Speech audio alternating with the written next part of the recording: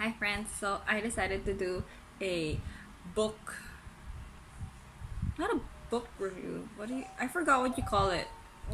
I'm sharing with you guys the books I read during April, and I'm very much aware that this video is very long overdue because this is probably going up like mid-May or something like that. Okay, I read 4 books during the month of April and I thought I'd share them with you guys.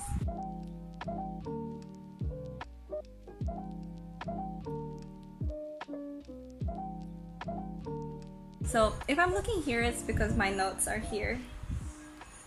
Yeah. So the first book I read is called Find Me by André Aciman. Aciman. I don't know how to pronounce his last name, but he's the guy who wrote Call Me by Your Name. And it's the book has like follows 3 stories, and it's all centered on how they found love and how they ended up with that. Like meeting someone, falling in love with them, and having a life with them and all that. And all the stories are interconnected. Like the first story is the dad, and then the second story is the dad's son, and the third story I believe is the son's old lover. And at the end they all get together ish. Someone dies, but like they get together, and that's how the book ends. I would say I give it a 3 stars. It's, despite how I poorly described it, it's an okay book. It's very feel good. I wouldn't say there's anything special about it, or maybe it's just not my cup of tea. I'm not really the type who gravitates towards romance novels. Or can you classify this as romance? I think you can. It's not something I would pick up, but I was very intrigued by it. That's why I added it in my list of books to read. And now that I read it, it wouldn't be my top of mind to suggest to someone or recommend to someone, if that says anything. So I give it 3 out of 5 stars. The next book I read is my best friend's Exorcism by Grady Hendrix. Now this is a story about these 2 best friends, and one of them gets possessed. They don't outright say that she was possessed. They kind of just like assumed it and kind of implied it in the book. But yeah, that's basically the whole story, the whole plot of the book. It's they go on like a sleepover weekend thing, her and her best friend and other friends, and they decided to get high. I believe they took LSD.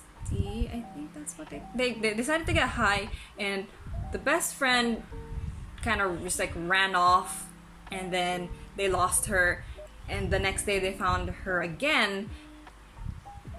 And then starting from there, it kind of just implied that she got possessed during that time that they lost her. I gave this book 3 out of 5 stars as well, because I mean it's pretty good. I came into it expecting that I would read a really scary book or something like Exorcist, the Exorcist movie levels, but it wasn't. It's not super scary. It's not like, oh, I can't read this at nighttime or else it'll give me nightmares type of book. I literally read this in 2 days, and it was okay. It was good.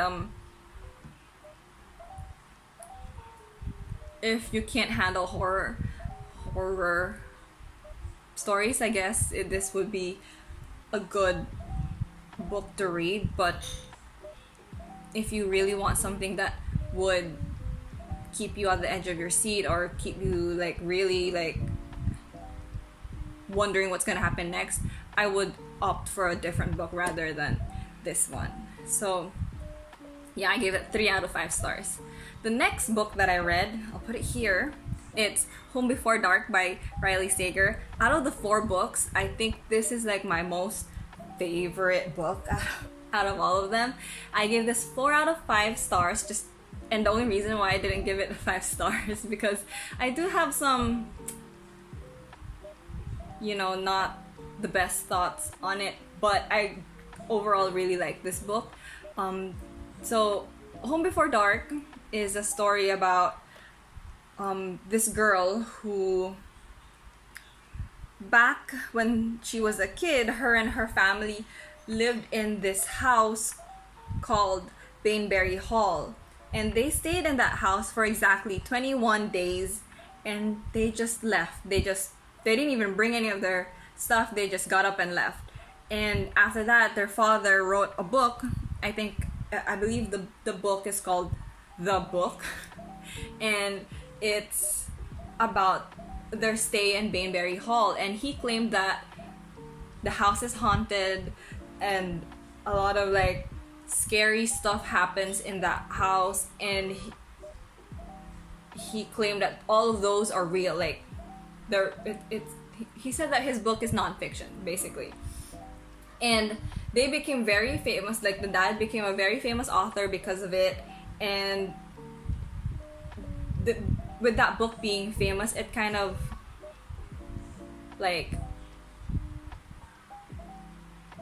harmed the relationship of the family, because the main character, Maggie, she does not remember anything that's in the book. Like, none of the scary stories or the horror encounters that happened in the house, she does not remember any of it. And in the book, most of it was centered on her.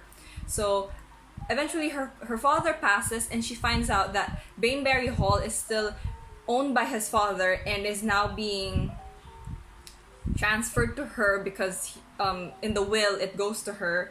And both her parents are just like, even before the dad died, was like, don't go back to the house, it's not good for you, it's not safe for you. And this whole time she thinks that it's because of the book, of like it being haunted. But eventually she decides, you know what, my dad's dead, I'm gonna prove that this book is not real, and I'm gonna go back to Bainbury Hall and just like get some answers as to why this book exists. And that's the kind of gist of it.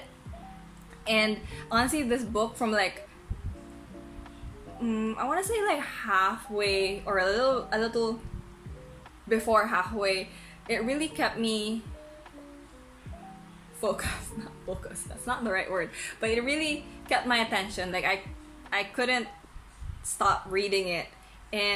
But the last like 95% onwards, that's when things get really like plot twists after plot twists after plot twists kind of vibe. And honestly, the only downside that because after I read the book, I read some of the reviews, and I do have to agree with some of the comments that I read, which is the characters, they don't really like it seemed like they were written just for the sake of them executing the plot. There's nothing in them that makes you like drawn towards them or makes you want to know more about their life. They're simply there to execute the plot. They're kind of bland, the characters. That's what I'm trying to say. And I also read that the plot of the book is very similar to Amityville? Sorry, I'm gonna look at my notes. Yes, Amityville Horror. I haven't read that book, so I don't really have anything to say about that. But all I can say is just like, this book took me, and like it felt like a roller coaster, right? There was so much things happening, and the plot twists that were thrown were just like so much that I could not keep up, like, you know. And then there's gonna be a spoiler, so fast forward if you don't want to, you know, if you want to read this book and you don't want the spoiler. Basically, I did not see the Martha ending to happen. Like, I thought she was kind of shady when she was first introduced, but I didn't really think much of it. So I gave Home Before Dark 4 out of 5 stars. The last book I read for the month of April is The Pisces by Melissa Broder. For this whole time, I kept calling her Megan. I don't know why, but it's Melissa Broder.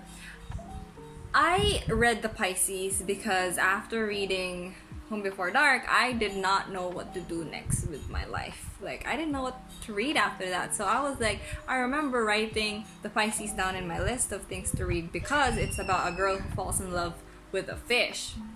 But my understanding of that was she falls in love with her pet fish. So I was like, oh, that seems like a feel-good book. I like pets.